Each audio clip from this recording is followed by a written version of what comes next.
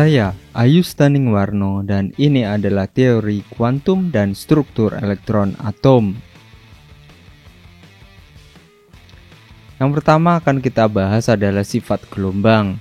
Apabila kita amati pada gambar di depan ini, kita dapat amati ada dua buah gambar. Yang pertama menggambarkan gelombang yang memiliki amplitudo dan panjang gelombang dan memiliki arah.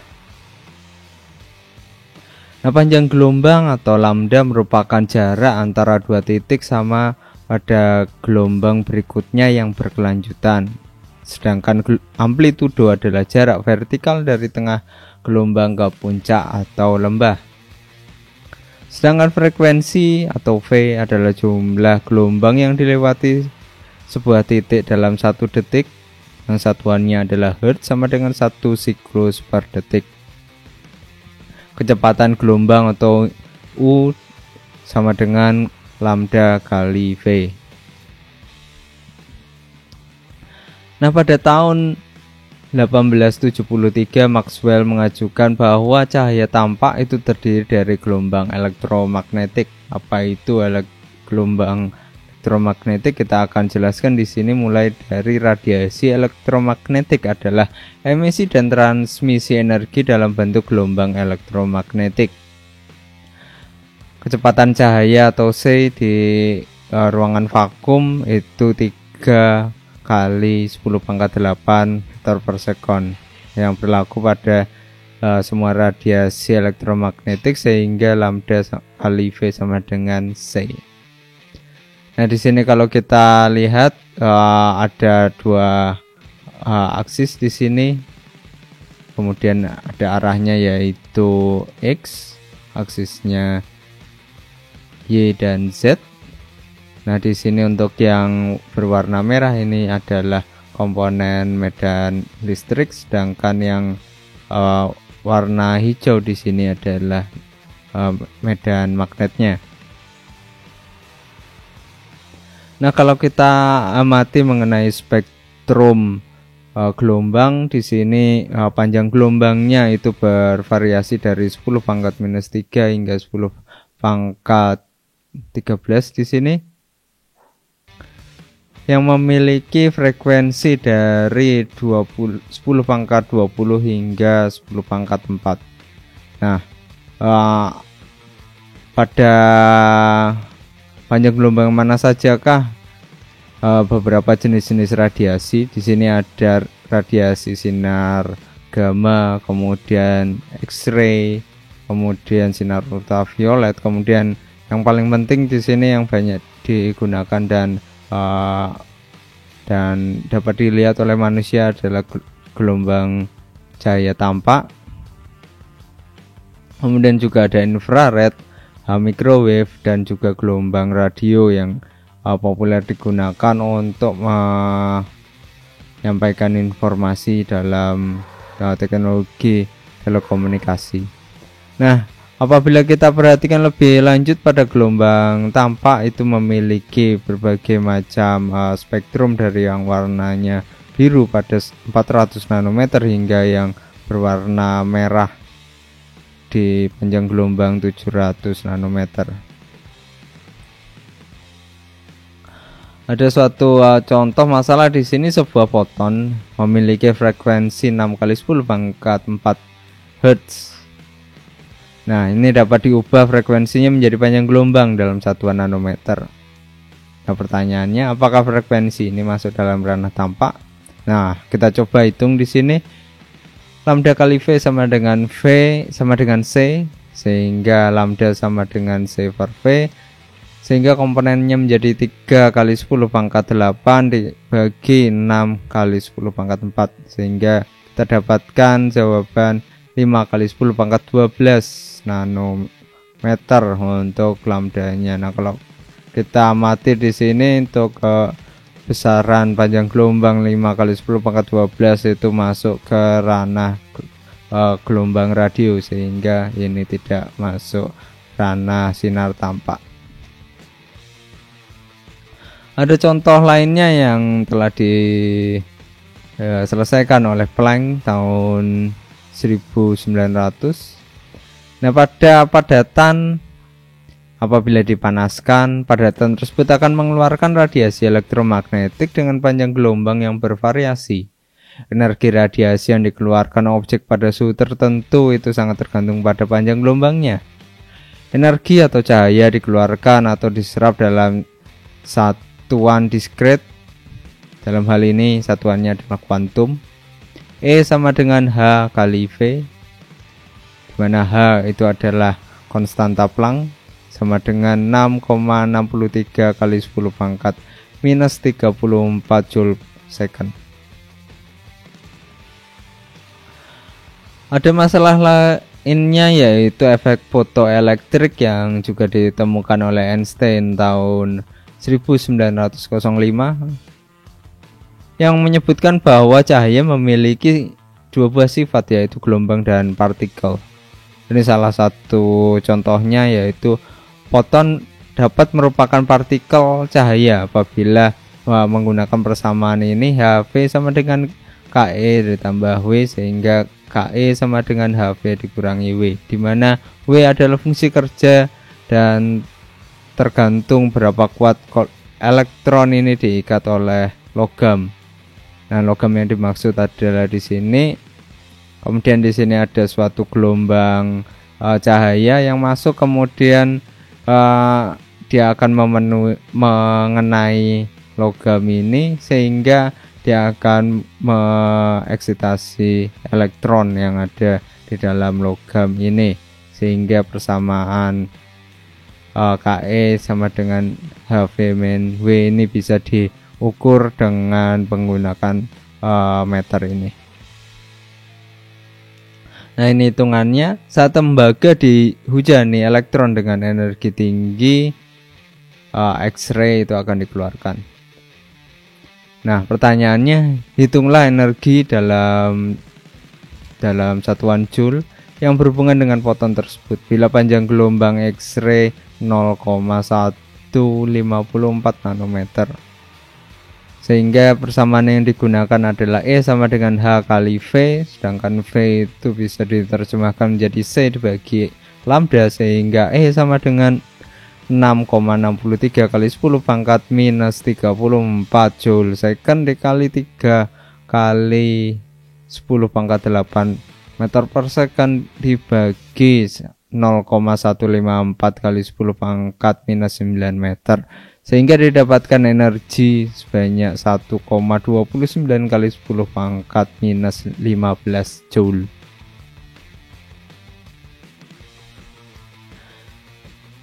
Nah, di sini ada suatu hal yang cukup menarik di sini apabila kita melakukan percobaan menggunakan energi tinggi dengan yang dikenakan pada suatu tabung yang isinya adalah atom hidrogen yang kemudian dilewatkan pada suatu titik yang sangat kecil sekali. Dia akan memancarkan suatu berkas elektron yang kemudian dapat didifraksi dalam sebuah prisma yang kemudian dia akan membagi atau membagi cahaya yang di sini asalnya berwarna merah menjadi komponen-komponen yang sangat terpisah. Nah, di sini adalah garis spektrum emisi, kita sebutnya seperti itu. Nah, ini contohnya khusus untuk atom hidrogen, dia akan terbagi menjadi 4 warna, dari warna yang merah, hijau, biru hingga ungu. Nah, selain atom hidrogen tadi, senyawa-senyawa lainnya itu ternyata memiliki garis spektrum yang unik masing-masing, dari litium hingga argon, dari yang alkali hingga bentuk gas mulianya.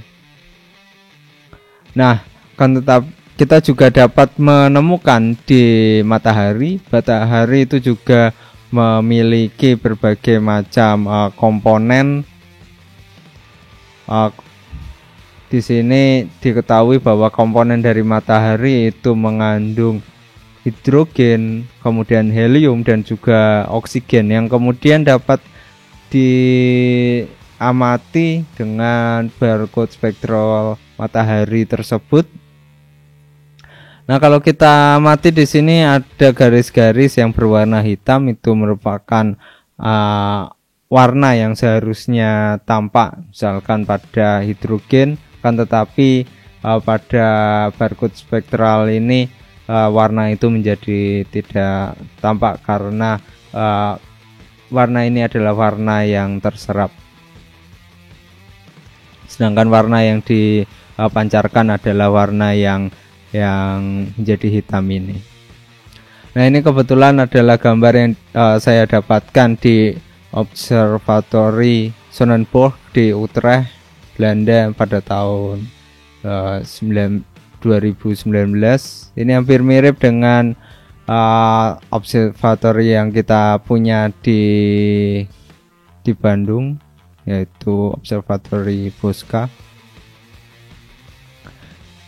Nah, yang berikutnya adalah model atom bor yang ditemukan pada tahun 1913, bahwa suatu elektron hanya dapat memiliki nilai energi tertentu atau yang disebut dengan quantified. Cahaya dikeluarkan saat elektron bergerak dari tingkat energi yang satu ke tingkat energi yang lain yang lebih rendah. Diilustrasikan seperti ini tingkat energinya, kemudian ini elektronnya, dia akan bergerak dari yang tinggi menjadi ke yang rendah. Kemudian N atau bilangan kuantum utama itu ada 1, 2, 3 dan seterusnya, itu jadi nomor di sini. Kemudian ada juga konstanta Rydberg yang besarnya 2,18 kali 10 pangkat minus 18 joule, sehingga masuk ke dalam formula energi N sama dengan minus RH dalam kurung 1 per N kuadrat.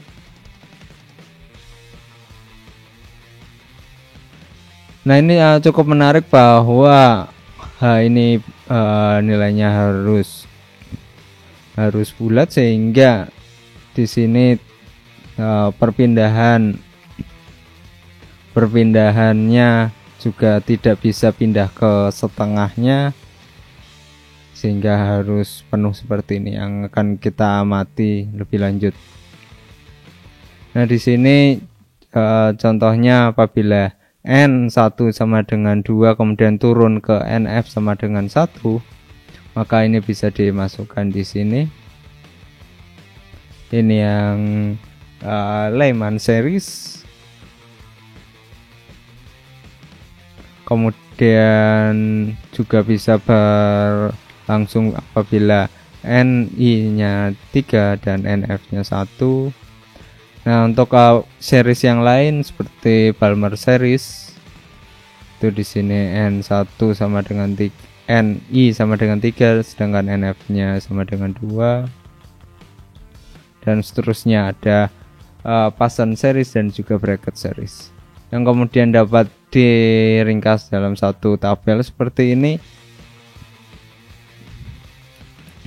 Seri-series ini sangat spesifik pada spektrum region tertentu. Sebagai contoh untuk series Lyman yang memiliki NF1 dan NI-nya 2, 3, 4 dan seterusnya, itu hanya memiliki spektrum region ultraviolet. Sedangkan untuk series yang lebih tinggi seperti Pasan dan bracket yang memiliki NF 3 dan 4 memiliki NI 4 hingga 6 dan seterusnya, itu spektrum regionnya adalah inframerah. Ini contoh masalah, yaitu hitunglah panjang gelombang dalam nanometer sebuah foton yang dikeluarkan oleh sebuah atom hidrogen pada saat elektron turun dari kondisi N sama dengan 5 ke kondisi N sama dengan 3. Nah, kita tuliskan rumusnya. energi foton sama dengan delta E sama dengan RH dalam kurung 1/n NI kuadrat dikurangi 1/NF kuadrat, sehingga kita dapat masukkan bilangan-bilangan yang kita sudah ketahui, RH-nya berapa, kemudian NI-nya berapa, dan NF-nya berapa, sehingga kita dapatkan delta E fotonnya itu minus 1,55 kali 10 pangkat minus 19 Joule. Akan tetapi ini belum selesai karena kita ditanya adalah yang ditanya adalah lambda. Kita dapat masukkan rumus bahwa E foton sama dengan HC bagi lambda di sini, sehingga lambda sama dengan H kali C dibagi E foton. Nah, setelah kita masukkan berbagai macam konstanta dan juga E foton yang kita cari tadi sebelumnya, kita dapatkan lambda sebesar 1280 nanometer. Nah, ada pertanyaan juga, kenapa energi elektron itu dapat terkuantisasi? Nah, de Broglie tahun 1924 menyebutkan bahwa elektron merupakan sekaligus partikel dan gelombang, dan untuk itu dapat digunakan rumus 2πr sama dengan n lambda, sehingga lambda sama dengan H dibagi mu, yang m kali u, sedangkan u sama dengan kecepatan dari elektron, sedangkan m sama dengan massa dari elektron. Nah, kita amati di sini, ini merupakan yang bagian atas adalah bentuk gelombang yang benar, yang bergerak di orbitnya. Nah, sedangkan di sini dia mengalami tumbukan sehingga tidak berkelanjutan. Untuk itu bentuk yang seperti ini salah karena menyebabkan n-nya menjadi tidak bulat. Nah, ini salah satu pertanyaan yang cukup menarik. Berapakah panjang gelombang de Broglie dengan satuan nanometer bila sebuah bola pingpong seberat 2,5 gram bergerak dengan kecepatan 15,6 nanometer. 15,6 meter per detik. Nah, untuk itu kita gunakan lambda sama dengan H dibagi kali U.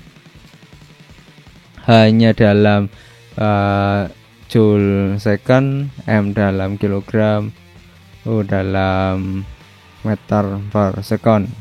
Sehingga setelah dimasukkan kita dapatkan lambda sama dengan 1,7 kali 10 pangkat minus 23 nanometer. Nah, setelah kita amati di sini bahwa hasil lambdanya itu sangat kecil sehingga sangat tidak mungkin untuk dideteksi pada kondisi atau resolusi alat yang kita miliki pada saat ini. Nah, ini adalah teknologi selanjutnya yang menarik sebagai aplikasi dari teknologi kuantum ini adalah sinar laser. Nah, di sini sinar laser dapat digunakan untuk berbagai macam kegiatan. Kan tetapi apa sih itu sebenarnya sinar laser? Nah, kalau kita amati, ini adalah inti dari sinar laser itu, yaitu ada kaca di sini yang gunanya untuk memantulkan cahaya, kemudian ada sumber cahaya di sini dalam bentuk lampu flash, kemudian di sini ada batang rabi atau sumber elektron lainnya. Nah, untuk mekanismenya di sini lampu kilat yang digunakan untuk mengeksitasi atom yang ada di dalam rabi ke tingkat energi yang lebih tinggi. Nah, setelah tereksitasi menjadi tidak stabil, dia akan kembali ke tingkat yang stabil dengan mengeluarkan foton dengan warna merah yang menjadi sumber dari laser ini. Nah, foton ini akan memantul berkali-kali antara kaca pada ujung yang berbeda, dari ujung sini ke ujung yang lain. Nah, foton ini akan memicu emisi foton lainnya dengan panjang gelombang yang sama, dan seterusnya, sehingga akan menghasilkan suatu gelombang yang bersinergis dan memiliki kekuatan tinggi. Nah, karena gelombang cahaya ini bersifat in-phase, dia memiliki maksimum dan minimum yang sama, maka dia akan saling menguatkan, sehingga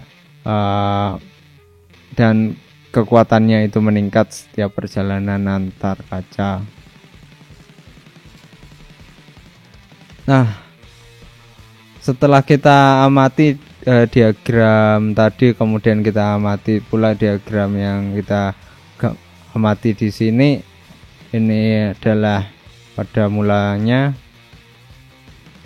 Kemudian setelah dia memantul, dia akan menghasilkan suatu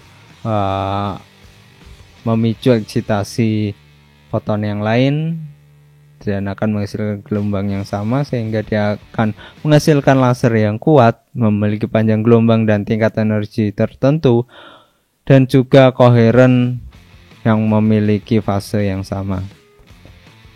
Sehingga aplikasinya menjadi sangat luas, termasuk di dalamnya adalah pembedahan mata yang digunakan untuk memotong, contohnya untuk operasi katarak dan sebagainya. Kemudian juga untuk bor logam dan juga untuk las logam, memulai suatu fusi nuklir, dan karena memiliki arah dan panjang gelombang yang tertentu, dia cocok untuk telekomunikasi. Juga sudah digunakan secara luas di CD player dan juga scanner yang tersebar di supermarket. Contoh berikutnya adalah elektron mikroskopi. Di sisi kiri kita lihat adalah gambar elektron mikrograf dari sel darah merah yang normal yang di sebelah kanan ini, dan juga yang berbentuk bulan sabit karena adanya penyakit. Nah, di sini panjang gelombang yang digunakan adalah 0,004 nanometer. Pada di bagian kanan kita dapat amati gambar STM atau scanning tunneling microscope dari atom besi yang diletakkan di permukaan tembaga. Kalau misalkan kita amati di sini cukup menarik, karena peletakan atom besi ini dapat diatur sedemikian rupa sehingga dapat membentuk sebuah huruf kanji. Yang berikutnya adalah persamaan gelombang Schrödinger, yaitu persamaan yang menjelaskan sifat partikel dan gelombang dari elektron pada tahun 1926. Fungsi gelombang yang dalam bentuk psi, di sini bentuknya seperti garpu, ini menjelaskan energi elektron pada suatu psi. Probabilitas kemungkinan menemukan elektron di sebuah ruang, jadi kemungkinan kita dapat menemukan elektron di ruang-ruang ini. Kemudian persamaan ini sangat terbatas karena hanya dapat digunakan pada atom hidrogen, sedangkan untuk sistem multi elektron menggunakan sebuah perkiraan yang kita akan pelajari berikutnya. Nah, psi merupakan fungsi dari 4 angka yang disebut dengan bilangan kuantum yang terdiri dari N, L, M, L, dan Ms. Sedangkan yang pertama adalah bilangan kuantum utama atau N yang terdiri dari 1, 2, 3, 4, dan seterusnya, yang merupakan jarak elektron dari nukleusnya. Nah, di sini contohnya untuk yang pertama N sama dengan 1, N sama dengan 2, dan juga N sama dengan 3. Jadi jarak dari nukleusnya ke elektron yang dituju. Nah, apabila diamati lebih lanjut, sebenarnya bentuknya seperti ini, jadi tidak ada garis-garisnya, dan di sini kita dapat amati distribusi elektron dari kepadatan warnanya. Nah, kan tetapi kemudian dapat menjadi lebih jelas apabila kita lakukan pemberian orbit, sehingga dapat diketahui di sini bahwa 90% dari elektron dapat ditemukan di orbit 1s. Nah, begitu pula apabila kita berikan gambar yang lebih detail lagi sehingga dapat diketahui di bagian mana sih elektron ini dapat terdistribusi.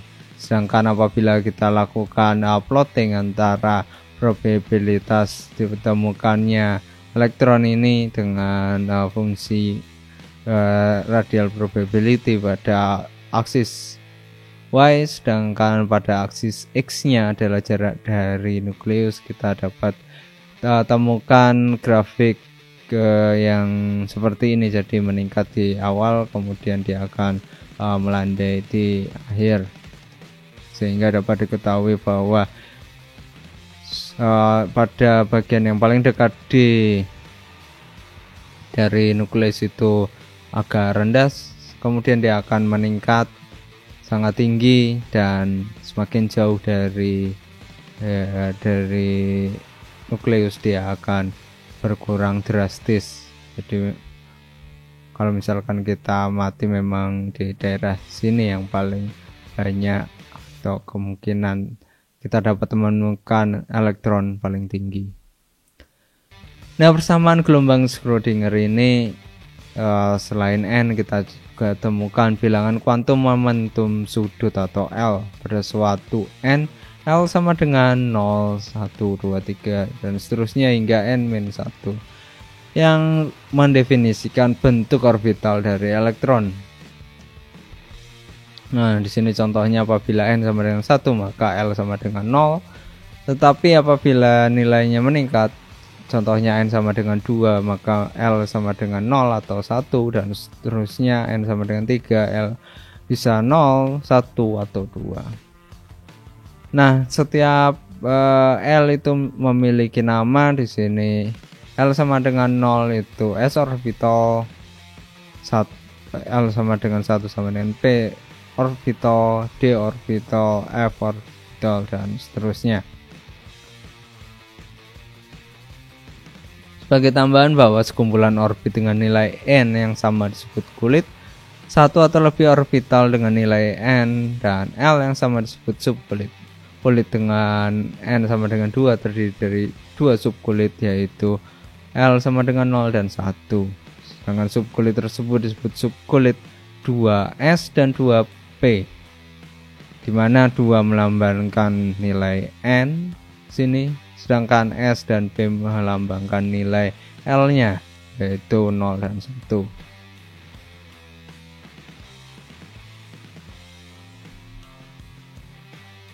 Nah, di sini kita coba jelaskan lebih lanjut untuk setiap angka atau setiap bilangan tadi.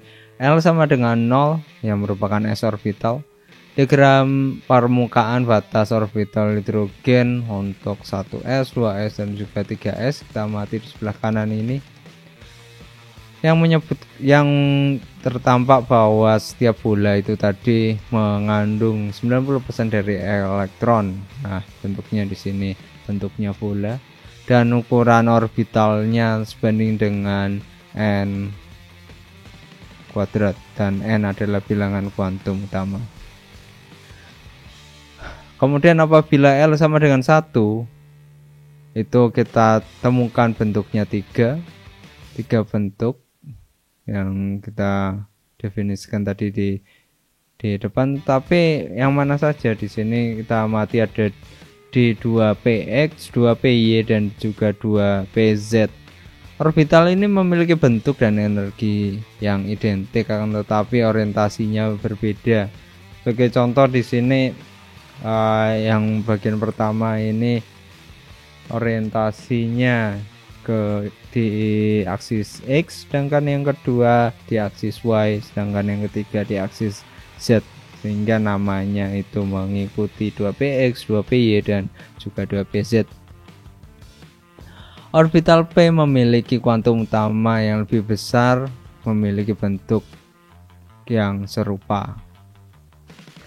Nah, apabila L sama dengan 2 atau yang disebut dengan orbital D, diagram permukaan batas dari 5 orbital 3D ini, sini kita amati ada 5. Sini bentuknya 3D X kuadrat min Y kuadrat 3D Z kuadrat 3D XY 3D XZ dan juga 3D YZ. Nah, walaupun orbital 3D Z kuadrat itu memiliki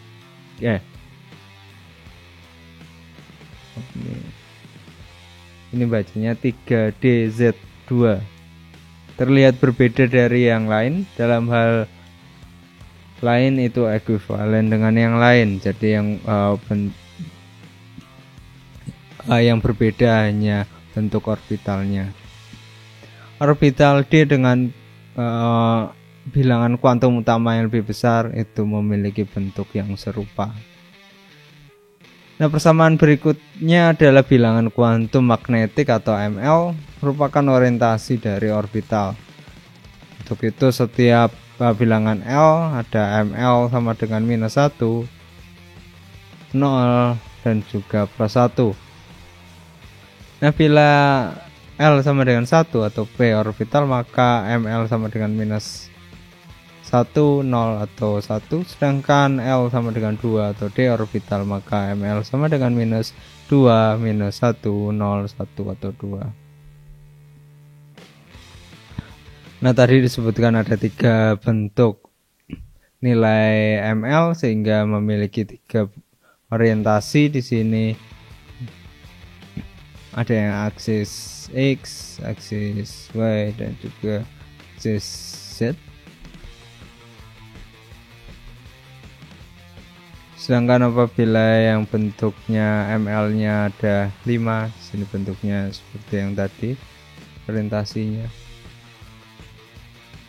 Nah, kemudian kita juga memiliki apa yang disebut dengan bilangan kuantum spin elektron, apa yang disebut dengan MS.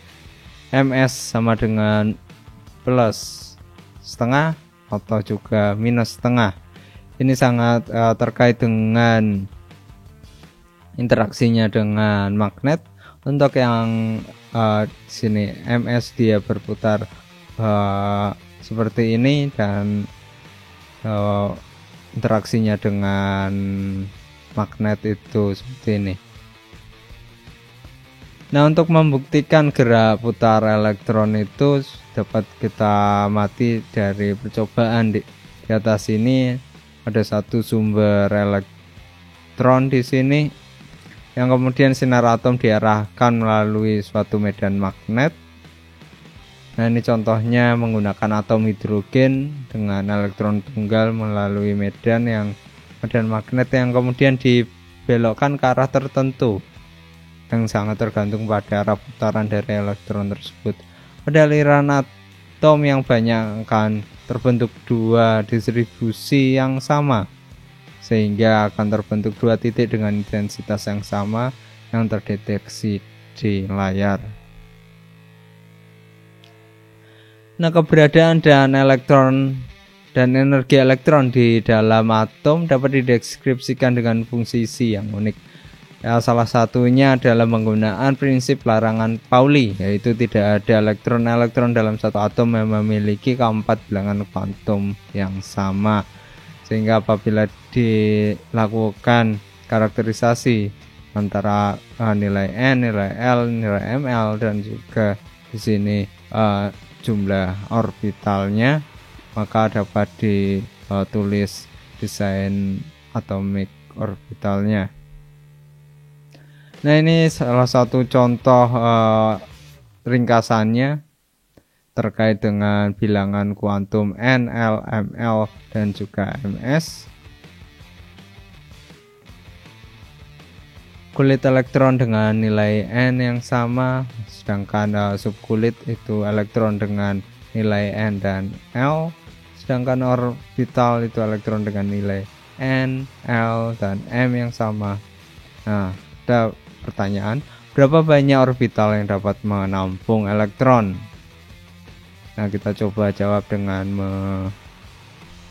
menganalisis di sini. Bila N, L, dan ML tetap, maka MS sama dengan dapat berupa 1,5 atau minus setengah, sehingga bentuknya C sama dengan NLML, koma setengah, atau C sama dengan NLML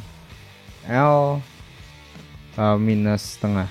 Nah, untuk itu setiap orbital dapat menampung 2 elektron. Pertanyaannya berlanjut sebagai contoh di sini, berapa banyak orbital 2p dalam sebuah atom?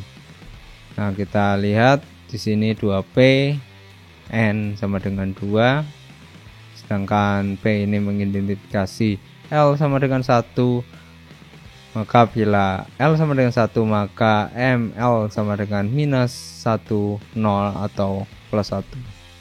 Maka dapat diidentifikasi dapat 3 orbital.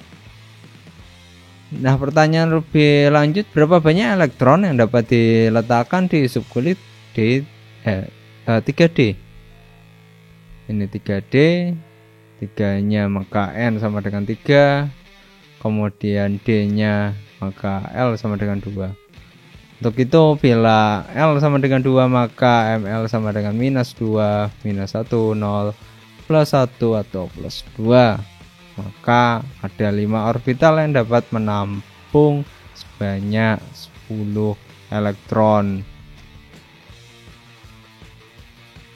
Nah, energi orbital pada atom dengan sebuah elektron itu sangat tergantung pada bilangan kuantum utamanya.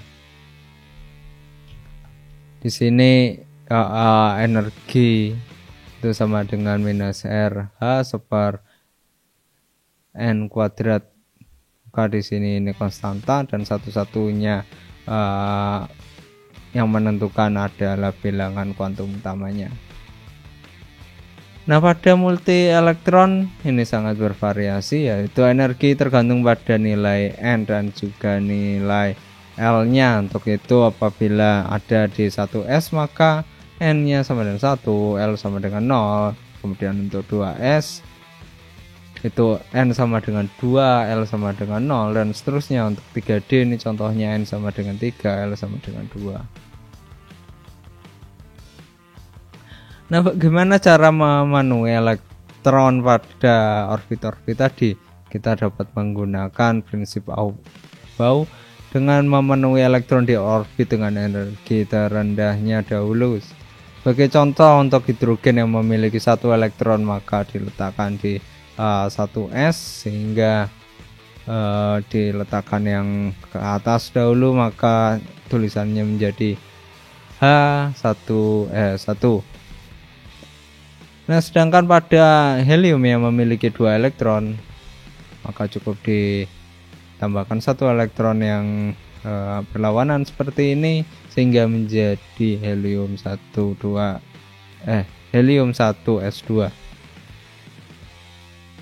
Nah, akan tetapi untuk lithium yang memiliki 3 elektron maka ditambahkan di sini untuk yang lebih tinggi sedikit adalah 2S. Kita isi 1 elektron jadi 3 elektron di sini. Sehingga dapat ditulis Li sama dengan 1S2, 2S1.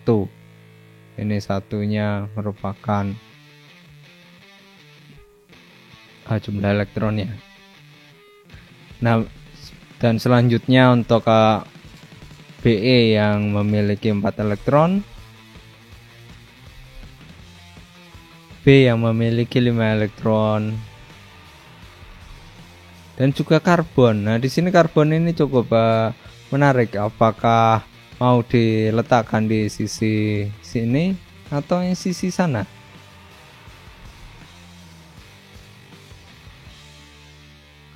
Nah, akan kita amati aturan berikutnya, yaitu pengaturan elektron yang paling stabil di subkulit adalah yang memiliki jumlah spin paralel yang paling banyak, yang disebut dengan aturan Hund. Untuk itu untuk peletakan atom, peletakan elektronnya itu yang paling baik adalah yang seperti ini, yang memiliki spin paralel yang paling banyak. Untuk itu notasinya seperti ini. Nah, kita lanjutkan untuk nitrogen yang memiliki 7 elektron. Akan tetapi pada oksigen yang memiliki 8 elektron, kita tambahkan di sini. Untuk yang fluor yang 9 elektron dan juga neon.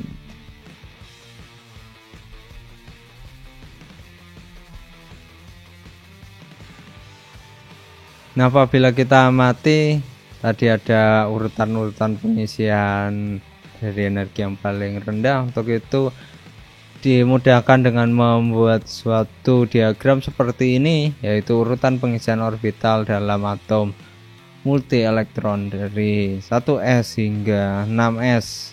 Kita buat gambar yang miring seperti ini. Nah, konfigurasi elektron itu sendiri adalah bagaimana elektron terdistribusi dalam berbagai orbit atom di dalam atom. Ini contohnya 1s1, bilangan kuantum utamanya yaitu 1 ini, kemudian bilangan kuantum momentum sudutnya L ini yang diwakili oleh S, sedangkan jumlah elektron di orbit atau subkolit. Nah, sedangkan apabila kita tulis diagram orbitalnya menjadi bentuk seperti ini. Jadi kalau ditanya konfigurasi elektronnya, jawabnya seperti ini, sedangkan bila ditanya diagram orbitalnya, jawabannya seperti ini. Nah, contoh pertanyaan berikutnya, bagaimana konfigurasi elektron dari magnesium? Magnesium itu memiliki 12 elektron. Nah, apabila kita isi di sini menggunakan 1s, 2s, 2p, 3s, 3p dan juga 4s. Kita isi setiap subkulit tadi sehingga kita dapatkan total 12 elektron. Nah, yang kemudian dapat disingkat dengan Ne3s2. Nah, Ne di sini merupakan mewakili atau core, karena Ne ini mewakili 1s2, 2s2, 2p6, sehingga dapat disingkat dengan menambahkan konfigurasi elektron yang kurang saja. Nah, bila ada pertanyaan apa bilangan kuantum terluar dari elektron Cl? Nah, kita amati bahwa Cl itu memiliki 17 elektron yang dapat diisi dari 1s, 2s2, 2p, 3s, 3p dan juga 4s. Yang setelah kita isi menjadi 17 elektron, dan yang terakhir diisi pada orbit 3p. Di sini banyak 5. Nah, yang ditanya di sini bilangan kuantum terluar, sehingga yang terakhir di sini. Maka kita amati 3p5 di sini, n-nya 3 ini, kemudian l-nya itu p diterjemahkan menjadi 1, kemudian ml-nya itu bisa -1, 0 atau +1, sedangkan spin-nya itu bisa bisa plus setengah atau minus setengah. Nah, kalau kita perhatikan lebih lanjut di diagram periodic table ini, kita dapat mendapatkan informasi subkulit terluar yang dapat diisi elektron, yang kemudian dapat dihubungkan dengan bagaimana cara senyawa-senyawa tersebut dapat berinteraksi dengan senyawa yang lain. Nah, di sini contoh konfigurasi elektron dari setiap senyawa, dari helium hingga ada helium hingga barium dan juga uranium dan sebagainya. Nah, selain itu sifat dari atom itu juga ada yang bersifat paramagnetik yang dapat ditarik magnet, karena kalau misalkan kita amati memiliki elektron yang tidak berpasangan seperti ini, seperti yang kita amati tadi dalam proses penyusunan elektron dari karbon. Nah, apabila elektron tadi semuanya berpasangan seperti yang dimiliki oleh neon tadi, itu akan memiliki karakteristik diamagnetik yang ditolak lemah oleh magnet. Terima kasih. Pertanyaan silakan ditulis di bawah. Silakan komen, jangan lupa like dan subscribe.